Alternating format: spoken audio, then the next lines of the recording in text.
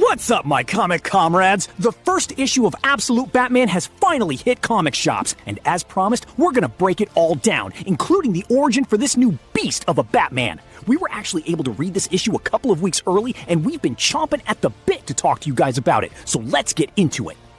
Absolute Batman is helmed by legendary Batman writer Scott Snyder and artist Nick Dragotta, and let me tell you guys, this is unlike any Batman we've ever seen before, which is quite a statement because there have been so many different iterations of the character over the years, so it is quite an accomplishment that Snyder and Dragotta found a way to bring us a spin on the Dark Knight that somehow feels fresh. Anyway, the issue starts off with a young Bruce looking at a bat plaque in the Gotham City Zoo when we see a man, which we can only assume is his teacher as Bruce is on a class field trip, say, "Bruce, there'll be plenty of time for the bats later. Come on, let's start." From here, we get narration as we watch a man drive his motorcycle into Gotham with his narration saying, "Hello again, Gotham. It's been a long time. So who are you these days? Who have you become while I was gone? You're prettier, I'll give you that. Taller, brighter, but deep down, something's changed." You see this motorcyclist eventually stop and park in front of the Gotham Deli, and as he takes off his helmet, he says, "My name is Alfred Pennyworth, and I'm here to do some bad things." Yeah, this is a very different take on Batman's mythology. This is a grisly-looking Alfred who, like he said, is back in Gotham to do some bad things. He then makes his way inside the deli and has some small chat with the clerk at the front, who is an old friend of Alfred, and the man gives Alfred a stock of Alfred's favorite tea before we see Pennyworth use a retinal scan to unlock a secret room in the back full of weapons, computers, and even a bed, telling us this is one of Alfred's hideouts when he's in Gotham. Alfred sits down at his desk and calls his daughter Julia, but she doesn't answer, so he leaves a voicemail letting her know that he's back in Gotham and he would love to see her. After Alfred hangs up, he logs into his computer with a secure connection and gets to work, as we realize Alfred is a bounty hunter of sorts. He starts talking to some mystery person on the phone that tells him in the past 3 months, a gang known as the Party Animals has been sowing chaos, butchering citizens at random, raising the murder rate by 700% almost single-handedly. A daycare was torched yesterday. They danced outside while 32 burned. Alfred says, "I read the docket, but you pulled me out of Singapore. I was close to the target. I've been chasing him for 5. The person then interrupts, saying, "You're needed here, and quite frankly, no, you may not. Manners. Your assignment is strictly surveillance. Gather information on these party animals, but do not engage. Also, one note, there might be another player in town. We've only caught glimpses, but he seems to be circling the gang as well. If he gets too close, you have authorization to engage him," referring to Batman. Alfred says lovely and hangs up, grabs his gun, and heads back out to hop on his bike, but realizes it's been stolen. As he says, "Gotham, I hate this town." We are then taken to Croc's gym, where we see someone punching a punching bag before someone else says, "I think it's my turn." The man turns around and says, "Oh, hey Bruce, sorry, I was just keeping it warm for you. Big day tonight? Gotta get in the right headspace. It's brutal out there, you know?" Bruce replies, "Don't worry, love's in the air. Now move." And let me tell you this, Bruce is a big boy. He eats his Wheaties. He's like 2 Batflecks. He starts going ham on the punching bag as everyone at the gym watches, saying, "Damn," while Bruce is envisioning the first time he went to the zoo, which we saw on the first page of the comic. We see him talking to his teacher, watching the lions, while we realize the teacher is also his father. And apparently, there was a shooting that day at the zoo, and as Bruce remembers that part, he punches the punching bag so hard it explodes. Waylon, aka Killer Croc, then says, "Really?" As Bruce says, "Sorry, Waylon," with Waylon replying, "Let's make it 90 for the bag, 30 for the sand." So in this universe, Waylon, aka Killer Croc, is just a big buff gym owner who apparently loves crocodiles and snakes, as he's currently holding and petting a crocodile with a snake coiled up around him. But more importantly, he's friends with Bruce and not a crazy humanoid croc supervillain. At least not yet. Bruce even asks, "You're really going through with it?" Waylon says, "Yup, I'm thinking of calling the place Waylon's Scales of Gotham. Ozzy hooked me up with the exotic pet license, went in with me too." So clearly, he has an affinity for the exotic reptilian animals. So much so, he had Ozzy give him an exotic pet license, Ozzy being the penguin, who we haven't met just yet. Now what's really interesting to me is Bruce is friends with all the characters that are usually his villains. We literally see a picture of all all of them together when they were kids, telling us they grew up together and still have poker nights in their adulthood. So yeah, this universe is very different. We are then taken to a nice fancy yacht where we meet the leader of the brand new villains, the Party Animals, the gang of villains that Alfred has been sent to Gotham to stop and or surveil. And we see their leader is crazy. So crazy he keeps the faces of the gang leaders he's killed, like the Maronis and Falcones, on display as museum pieces, and he uses them to intimidate the other Maronis and Falcones he's working with before killing them and taking their faces. We then, of course, see the reason Bruce couldn't make it to poker night with his friends is because it's time to gear up as Batman, as we see him put on his cowl with his cape fluttering in the wind. And as he's gearing up, we see news reports saying the question is, who are these monsters, the Party Animals? Some say kids gone mad, as we learn the Party Animals had just hacked people apart with machetes. They then say tonight Mayor Jim Gordon is holding an emergency town hall to discuss what to do about the Party Animals' reign of terror. Here's hoping it's eventful. That's right, yet again, things are different. Jim Gordon is no longer a lieutenant or commissioner, he is now the mayor of Gotham, and he's addressing the city on how they should deal with these party animals. But the city's people don't care what Jim has to say, as the civilians of Gotham are pissed at the cops because so many people are still dying in the streets, as a man yells at the cops, "You can't do anything!" It's at this point the party animals crash the party, with one of them pointing a gun at Jim, saying, "Hi, Jimmy." "Bye, Jimmy." He then unleashes fire on Gordon. Barbara then comes over to her dad, who we see as a deputy grabbing his hand, but Jim just says, "Barbara, just get everyone out of here, now." One of the party animals then says, "Anyone want a bag? Tell us about your kids, your sick grandma, we love that." "No? All right then, rip them up." But before they can do any more damage, they're ripped out of the doorway from what looks like a spider leg or tendril of some sort. GCPD from inside says, "What the hell was that?" And as the door slams, Barbara says, "We need to secure the area." Batman then peeks through the door saying, "Whatever you hear, you do not open this door." We also see on a nearby rooftop, Pennyworth is up there watching the party animals with a sniper rifle in his hand. Someone tells him over the comm, "Pennyworth, report? Casualty count?" Pennyworth says, "None. The other player just arrived," referring to Batman. The person tells him if he disrupts the gathering, you engage. Pennyworth says, "Copy."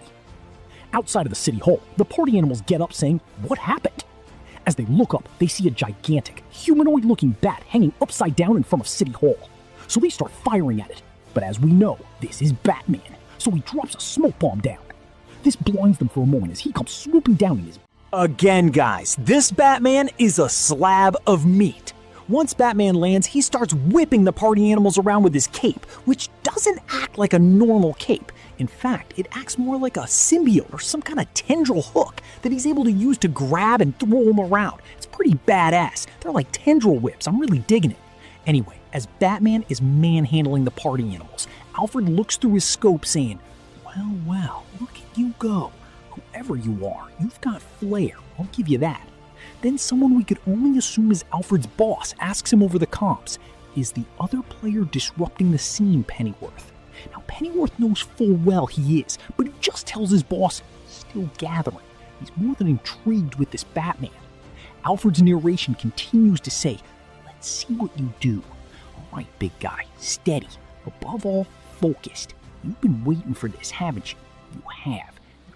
You're trained, too. Mixed martial arts, your own blend, but you're a striker above all. Brutal, yet precise. You're putting on a show. A leg stomped on so everyone hears the crack, an arm snapped over your knees, sending a message. And the knife work, my lord. You miss each artery by just enough. No fatalities at all, not one. So an idealist. Bloody hell." As we're watching Batman tear into the party animal gang with ease, Batman even pulls out his batarangs that are knives and batarangs now to hack into his victims. At this point, Batman has soloed around 20 party animal gang members and he's standing at the top of a staircase. But one party animal says, "Move."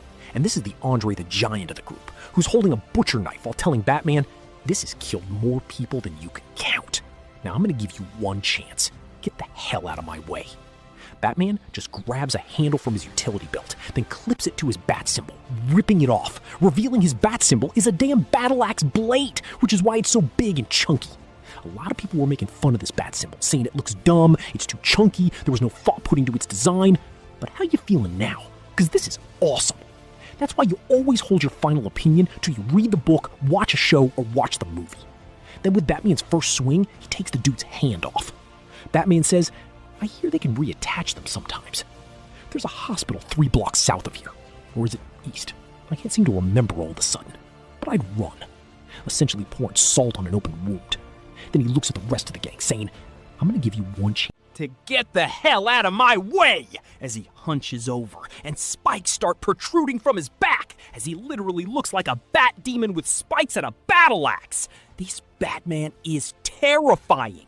As Pennyworth watches, he says, well done, but if you were a true tactician, you'd have set up a trap for those fleeing as he sets off a bomb to stop the party animals from fleeing. Pennyworth's boss then says, what's going on over there? The satellite images make no sense. Whoever the player is, you are to engage. Copy? Alfred says, copy. As he goes down to confront Batman, Alfred then puts a gun to Bruce's head, saying that this is the sound of a DC-34 automatic shotgun, son. There are only 3 of them in the world. It could blow your brains all over the sidewalk before you even blink. But before Alfred could even blink, Batman kicks him right in the chest, grabbing the gun from Alfred, saying, sounds dangerous, before he disappears. We are then taken to the next day where we learn that Bruce is a construction worker. That's right, the billionaire playboy is no longer a billionaire playboy. He is just a blue-collar 24-year-old from Gotham, as Alfred continues to narrate, saying, the next day, everyone's talking about it. Who is the Batman? Who are you really, Bruce Wayne? You hide your tracks well, but it's easy when you're no one. Just some guy, 24 years old, mom is a social worker, dad is a teacher. You grew up in Crime Alley, high friends in low places, a tight group. You're smart, excelling in school. Your parents have you tested and you score near genius level. Then in 5th grade, you win a student engineering competition, creating a mobile, collapsible bridge that can be used to bring aid to locations hit by catastrophic damage from war cataclysm. The design is origami-like, based on the anatomy of a bat wing, telling us this is what he eventually turned into his cape and why it seems to be alive and move the way it does. And the prize is a trophy and a trip for your whole class to the Gotham Zoo, where it starts. As we learned that day in the zoo, there was a shooting in which Bruce's dad was killed, as we see his dad save Bruce and the rest of the class, locking them in the bat enclosure. Narration from Alfred continues to say, after that, you lose yourself for a while, lash out, rage at the world. But then you find yourself again. Something inspires you. You straighten out, you go back to school and get a scholarship to the best university in the state. But when you get there, you're injured in the first week, a soft tissue tear. I've seen the x-rays though, and I've been in command of men who faked injury to escape duty, and I suspect that's exactly what you did. But why? You were good enough to be a star, even go pro, because you were saving your body for last night, for all this, whatever it is you built. You studied applied mechanics, chemistry, criminal psychology, military theory, social culture history, everything to prepare. And then you come home, set up in Gotham, and work in the power grid, then the water department. Next, sanitation. Essentially, Alfred goes on to find out and tell us that after his dad died, he did what any Batman from any universe would do and hone his mind and body to become a living weapon to protect his city Gotham. But in this universe, Bruce had to work harder as he didn't have the financial benefits that Bruce Wayne we all know has. This is literally started from the bottom, now I'm here Batman. But he still doesn't have all the financial resources of the normal Prime Earth Batman.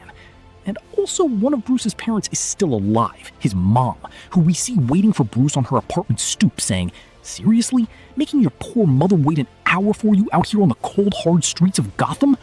Bruce apologizes, saying, sorry mom, I just swung by the zoo, with her saying, forgiven, as he obviously swung by to think about his father. And while this is happening, we see Alfred is tracking and spying on Bruce while he was narrating giving us his origin. Alfred then pulls out his phone receiving a text from his daughter Julia, which says, never contact me again. And he says to himself, I could kill you right here in front of her. It'd be easy. It's what I should do. But you're just a kid. As Bruce walks into the apartment with his mother, I gotta say, it's good to see Bruce with at least one parent alive, especially if you're a Batman fan. But the next night, we see Bruce in his Batcave, which is just the top of a building. The top floors owned by companies and oligarchs who never use them, just hollow investments. So Bruce, knowing this, has fashioned one of the floors into his Batcave. But remember, Alfred is also tracking him down, and when he pulls a gun on Batman, Batman does the same exact thing with the shotgun he took from Alfred earlier on. But Alfred says, "Give me the gun, kid, you're no killer," as Batman shoots Alfred with it right in the head before getting on Alfred's motorcycle and driving it out the top of the building window.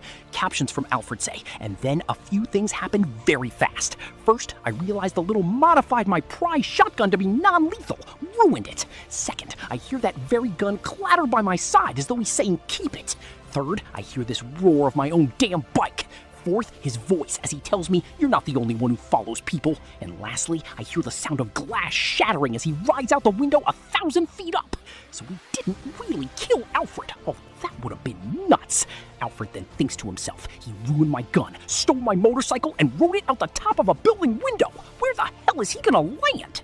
Alfred continues to think, Gotham may not be that bad these days, clearly liking the challenge of the Batman. Then, in the epilogue of the book, the last page, Alfred promises his boss he'll get Batman the next time he interferes. We then see 2 helicopter pilots picking up one of the 30 richest men on the planet, with his alias being Jack Arthur.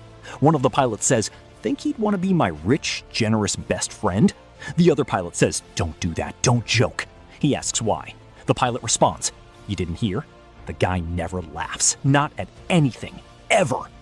That's why they call him the Joker." As we see this universe's Joker enter the helicopter. And with that, the issue ends.